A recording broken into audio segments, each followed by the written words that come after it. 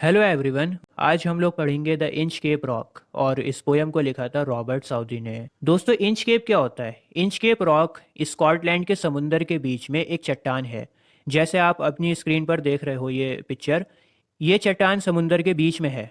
अगर कोई नाव इससे टकराएगी तो फिर वो नाव डूब जाएगी। जैसे आप सभी ने टाइटैनिक फिल्म तो देखी होगी। अब आगे क्या होता है ये हम लोग पोयम को पढ़ते हुए जानेंगे। तो चलिए शुरू करते हैं द इंचकेप रॉक पोयम को और लाइन बाय लाइन समझते हैं बहुत ही आसान लैंग्वेज में। No stir in the air, no stir in the sea, the ship was still as she could be, her sails from heaven receive no motion, her keel was steady in the ocean. दोस्तों, पहले stanza में हमें समुंदर के बारे में बताया गया है। पोएट कहता है कि समुंदर एकदम शांत था। समुंदर में कोई भी हलचल नहीं थी और हवाएं भी थमी हुई थीं। Her sails from heaven received no motion. इस लाइन का ये मतलब है कि हवाएं नहीं चल रही थीं।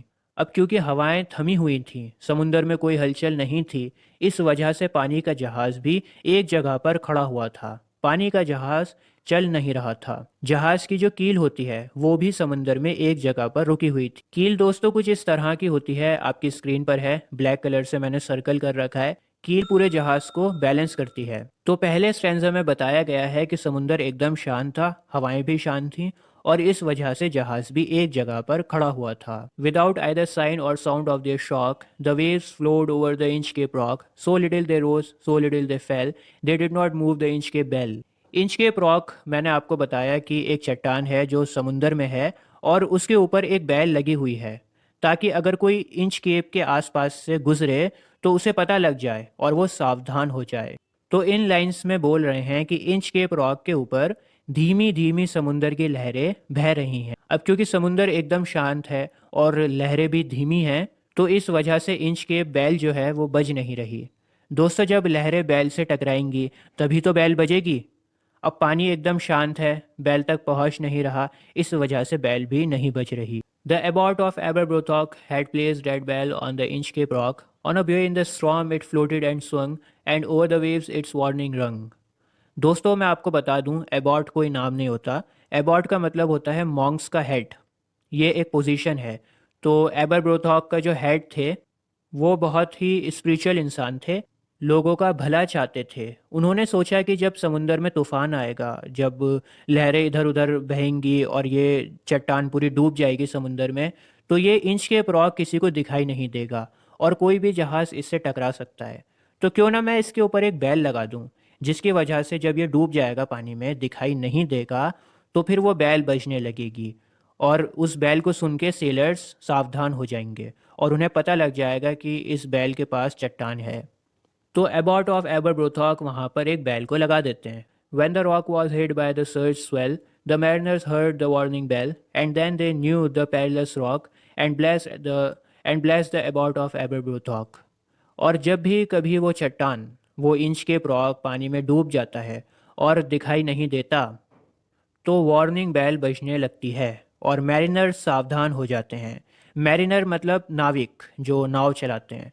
तो मैरिनर्स को पता लग जाता है कि आसपास इंचकेप रॉक है और वो सावधानी के साथ वहाँ से दूर चले जाते हैं। और फिर मैरिनर्स एबॉट ऑफ एबरब्रोथॉक को दुआएं देने लगते हैं, क्योंकि एबॉट ने वहाँ पर बैल को लगाया था।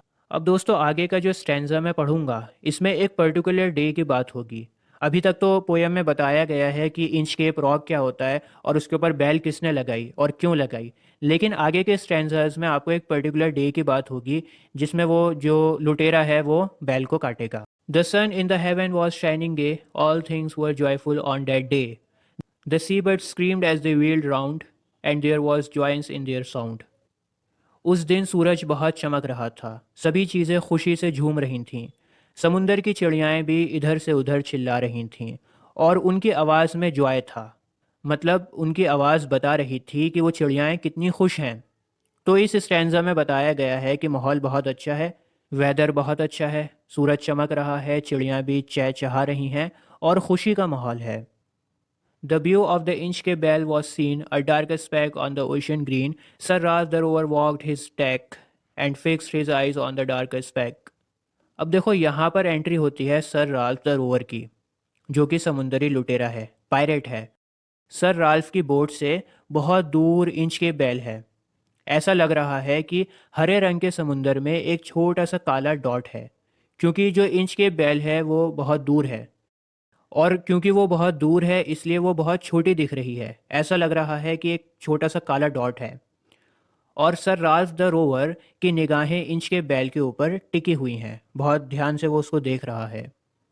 He felt the cheering power of a spring. It made him whistle, it made him sing. His heart was mirthful to excess, but the rover's mirth was wickedness. दोस्तों, जैसा कि मैंने आपको बताया कि मौसम बहुत सुहाना है, और सुहाने मौसम को सर राल्फ द रोवर भी बहुत ज़्यादा इंजॉय कर रहा है। इस सुहाने मौसम में सर राल्फ द रोवर सीटियाँ बजा रहा है, गाना गा रहा है, और उसका दिल खुशी से झूम रहा है। लेकिन उसके दिल में मक्कारी भी है। उसका दिल कुछ शैतानी हरकत करना चाहता है। उसको कुछ ऐसा करना है जो विकेड हो, जो शैतानी हो। His eye was on the Inchcape float. Quoth he, my man, put out the boat and row me to the Inchcape rock, and I will plague the abbot of Aberbrothok. Sir Raj the rover अपने आदमियों से कहता है कि जहाज़ में से एक छोटी बोट निकालो और मुझे लेके चलो इंचकेप रॉक तक। आज तो मैं एबॉट ऑफ एबरब्रोथॉक को मज़ा चखाऊंगा। दोस्तों, क्योंकि इंच के बैल की वजह से एबॉट को लोग दुआएं देते हैं, तो सर राफ द रोवर उस बैल को काटना चाहता है ताकि लोग एबॉट को दुआएं ना दें, और इस तरह वो एबॉट को मज़ा चखाना चाहता है। The boat is lowered, the boatman row, and to the Inchcape rock they go. Sir Ralph bent over from the boat and he cut the bell from the Inchcape float. और sir Ralph the rover के आदमियों ने एक छोटी boat निकाली जहाज़ में से, और सर राफ द रोवर को इंच के रॉक के पास में ले गए। सर राफ द रोवर थोड़ा झुकता है और इंच के बैल को काट देता है। Down sank the bell with a gurgling sound, the bubbles rose and burst around, quoth sir Ralph the next who comes to the rock won't bless the abbot of Aberbrothok. इसके बाद वो inch के बैल पानी में डूब गई, gargling sound करते हुए। जैसे आप कुछ पानी में डालोगे और वो डूबेगा, तो जिस तरह की आवाज़ डूबने की आती है, वैसी आवाज़ इंच के बैल के डूबने की भी आई थी। समुंदर में थोड़े से बुलबुले बने और फिर वो बुलबुले फूट गए और बैल डूब गई। सर राज द रोवर बोलता है कि अब से यहाँ पर जो कोई भी आएगा जाएगा, वो एबॉट को दुआएं नहीं देगा। Sir Ralph the rover sailed away. He scored the seas for many a day, and now grown rich with plundered store, he steers his course for Scotland's shore. इसके बाद सर राफ द रोवर बहुत दूर चला जाता है और बहुत दिनों तक समुंदर में ट्रैवल करता है। समुंदर में सर राफ द रोवर ने बहुत लोगों को लूटा, क्योंकि सर राफ द रोवर तो लुटेरा है, उसका काम ही यही है। तो लोगों को लूट लूट कर वो बहुत अमीर हो जाता है और बहुत सारा पैसा, बहुत सारा ख़जाना जमा कर लेता है अपने पास। इसके बाद सर राफ द रोवर सोचता है कि हमारे पास अब बहुत सारा पैसा हो गया है इकट्ठा, अब हम स्कॉटलैंड के किनारे पर वापस चलते हैं, अपने ठिकाने पर वापस चलते हैं। So thick a haze o'erspreads the sky, they can not see the sun on high, the wind had blown a gale all day, at evening it had died away.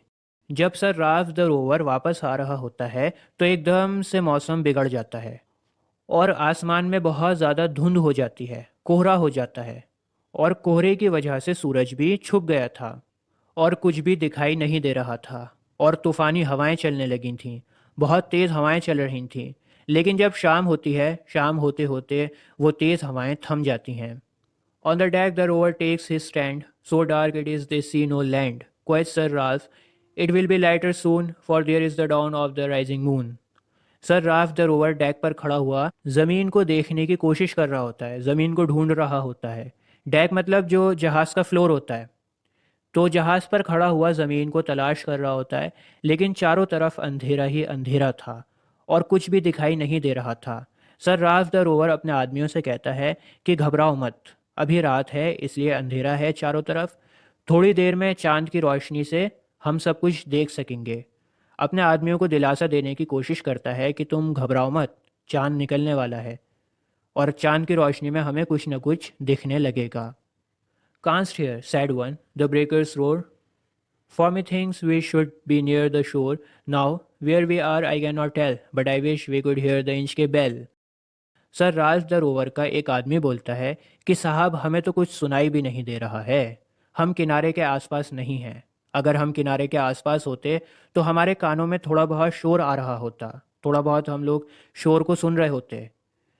ये समुंदर बिल्कुल शांत है, आसपास कोई शोर नहीं है, इसका मतलब ये है कि हम किनारे पर नहीं हैं। हमें पता ही नहीं कि हम कहाँ पर हैं। काश वो इंच के बैल की आवाज़ हमें सुनाई देती। उस इंच के बैल से हमें पता लग जाता कि हम लोग कहाँ पर हैं। They hear no sound, the swell is strong. Though the wind hath fallen, they drift along, till the vessel strikes with a shivering shock. Oh Christ, it is the Inchcape Rock. समुंदर में कोई आवाज़ नहीं थी और समुंदर की लहरें भी तेज़ नहीं थीं। उनका जहाज़ भी हवा के सहारे धीरे धीरे चल रहा था और धीरे धीरे उनका जहाज़ आगे बढ़ रहा होता है, लेकिन एकदम से उनका जहाज़ किसी चीज़ से टकरा जाता है। जहाज़ का जो वेसल होता है, जो नीचे का हिस्सा होता है, वो किसी चीज़ से जाकर टकरा जाता है और उस वक्त सभी लोग चिल्लाते हैं, ए खुदा, ये तो इंचकेप रॉक है। हमारा जहाज़ तो इंचकेप रॉक से जाकर टकरा गया। Sir Ralph the rover tore his hair. He cursed himself in his despair. The waves rush in on every side. The ship is sinking beneath the tide. Sir Ralph the rover बहुत ही ज़्यादा frustrate हो जाता है, उसे बहुत ज़्यादा गुस्सा आता है और वो अपने बालों को नोचने लगता है। उसके समझ नहीं आ रहा होता कि वो अब करे तो करे क्या। वो अपने आप को कोसने लगता है क्योंकि उसी ने तो इंच के बैल को काटा था। और इसी दौरान धीरे धीरे जहाज़ में पानी भरने लगता है और जहाज़ पानी में डूबना शुरू हो जाता है। But even is his dying fear, one dreadful sound could the rover hear, a sound as if with the inch के bell the devil blow was ringing his knell. दोस्तों, जहाज़ पानी में जा रहा है और सर राल्फ द रोवर को इंच के बैल की आवाज़ें सुनाई देने लगती हैं। एक घंटी की आवाज़ सुनाई देने लगती है जो बिल्कुल इंच के बैल के जैसे होती है, लेकिन ये बैल डेविल बजा रहा होता है। डेविल समुंदर के नीचे है और समुंदर के नीचे से वो बैल को बजा रहा है और डेविल बैल को बजाकर सर राज द रोवर को उसके गुनाह की याद दिला रहा है कि तुमने कितना बड़ा गुनाह किया है। तो दोस्तों, ये थी हमारी पोयम। पसंद आई तो वीडियो को लाइक ज़रूर करना। इस पोयम की थीम है कि आप जैसा करोगे वैसा भरोगे। तो आज के लिए बस इतना ही। मिलता हूँ आपसे अगली वीडियो में। जय हिंद।